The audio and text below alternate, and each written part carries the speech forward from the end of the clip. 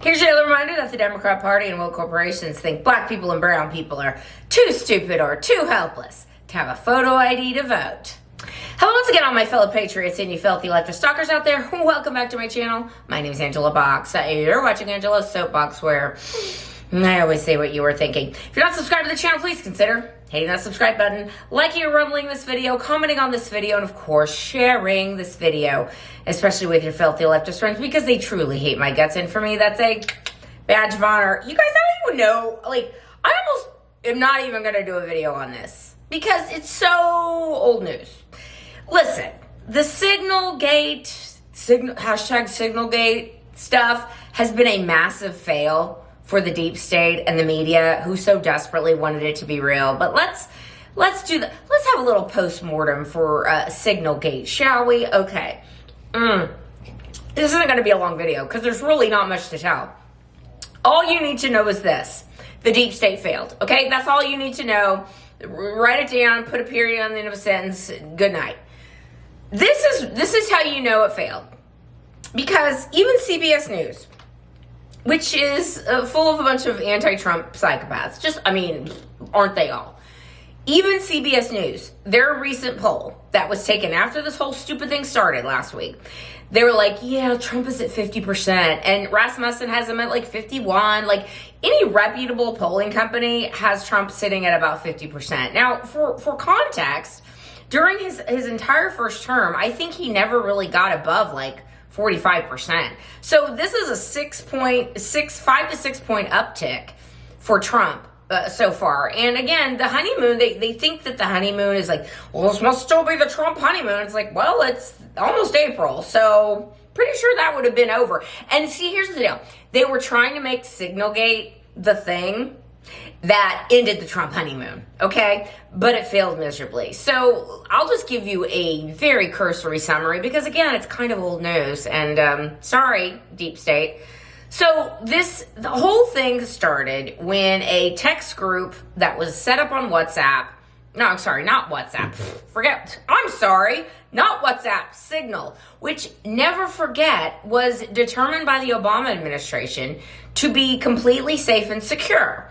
So government officials have used Signal for quite some time, and I think we're going to come to find out that maybe it's not as encrypted as they think, because I think we're going to come to find out that all these deep state actors were chitty-chatting about Trump and how they could destroy his life and destroy his family and destroy people around him on this app. And I don't know. Maybe we're gonna see some of those messages one of these days. I don't know. But the point is, it's supposed to be encrypted and blah blah blah. So there was a text group that was created by National Security Advisor Mike Waltz. Had people I don't know who all was on it. I know Tulsi Gabbard was on there, John Ratcliffe was on there, and a number of other people. Well, weirdly, some douchebag reporter from The Atlantic, a guy named Jeffrey Goldberg. And you're like, how do I know that name? Oh, you know that name because he's the guy that came up with the suckers and losers hoax. He's the one that John Kelly called. John Kelly, I'm a Marine. My character is without question, except that everything he does proves the opposite. I'm buddies with John Brennan. I rest my case. Anyway, John Kelly calls Jeffrey Goldberg up of the Atlantic. Now, the Atlantic is owned by Steve Jobs' widow, Lorene Jobs, who also, it's a weird coincidence, just so happens to be one of the main funders of this psychopathic group called Indivisible, which may or may not be behind all the Tesla dealership fire bombings, etc., but I digress. Anyway, the Atlantic rag was the one behind the suckers and losers hoax, and Jeff Goldberg is the one who wrote it. Well, John Kelly knew he had himself a rube, as they said on The Jerk, and he knew he could let me talk to this guy, because this guy will print anything that's anti-Trump. Look who he writes for. So of course that's who he went to, and then the whole thing just blew up in their faces. Although I will say that all the left still dines out on this and still tries to create this idea that the suckers and losers hoax is real, even though there have been dozens of people that have come forward that when I was there, that didn't happen. I was standing right next to the guy, it didn't happen. Anyway, it's despicable. These people are evil. Like, they're all trash humans, okay? And they don't even care anymore. They're like, we don't care. We're just throwing anything we can to see what sticks. Okay, so this Jeff Goldberg somehow miraculously gets added to the Signal chat group. And of course he comes out.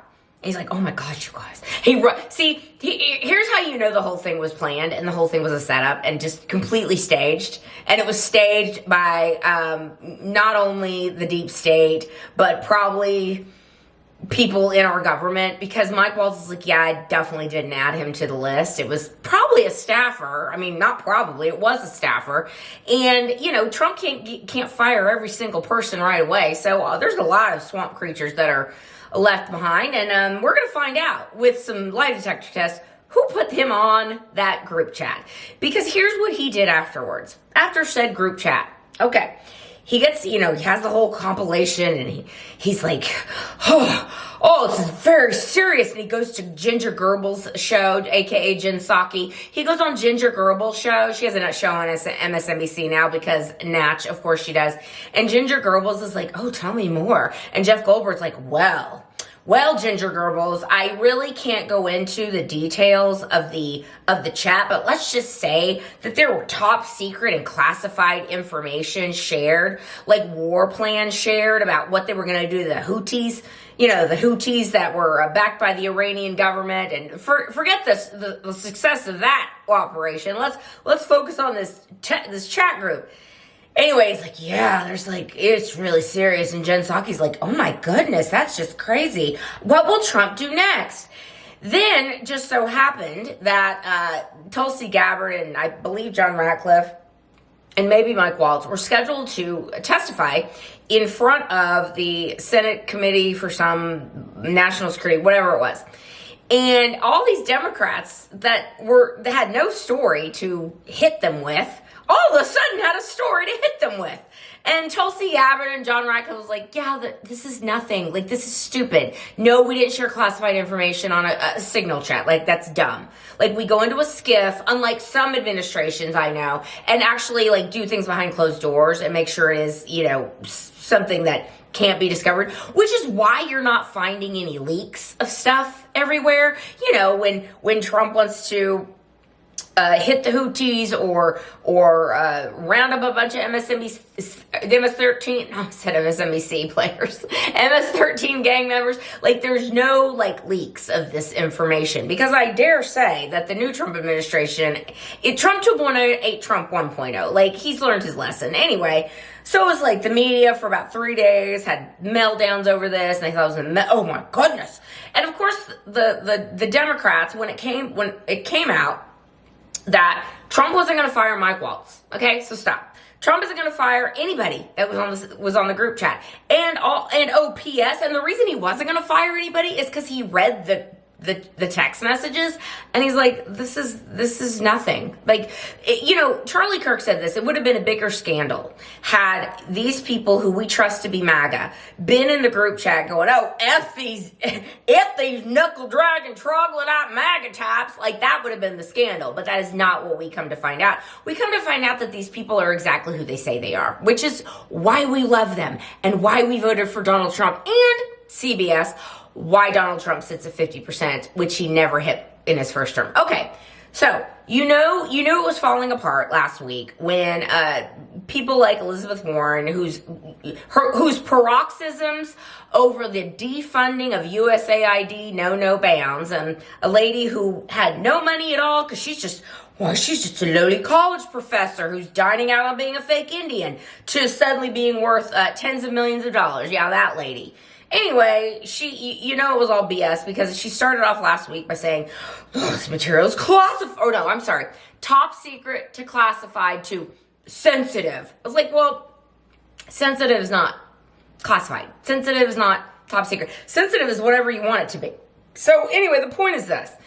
It was like, womp, womp, womp for the deep state last week. And, you know, I'm not saying that there's not going to be some legitimate, you know, scandals that Trump 2.0 may have to deal with. But at the same time, like, I don't even care. Like, unless it's like super, super, super bad. Like, I don't care, okay? And the American people don't care. The American people want Doge to keep cutting. The American people want Doge to keep exposing. The American people want everything that's going on. In fact, the American people cannot stand these rogue judges that are inserting themselves in trying to stop the Trump agenda. Like, we're all done here with these people. And I wish that CBS News would do a poll on that, because I guarantee you that the American people would be like, yeah, F these judges and F the left. Like, we're all done with these people. Like, they don't know what to do with themselves, you guys. So something that would have buried Trump 1.0, because, you know, Trump didn't understand the deep state, and it would have maybe caused him to fire someone like a Mike Waltz, which he did with Mike Flynn, because he didn't understand the game then. This time he's like, no. Fool me once, shame on you. Fool me twice, shame on me. And Trump ain't gonna be fooled again, ladies and gentlemen. New game in Washington, D.C. And yeah, the honeymoon continues. So F you, media. All right, that's where I'm going to leave this video. Let me know what you think down below, and I will see you in the next one. I will be done. Bye.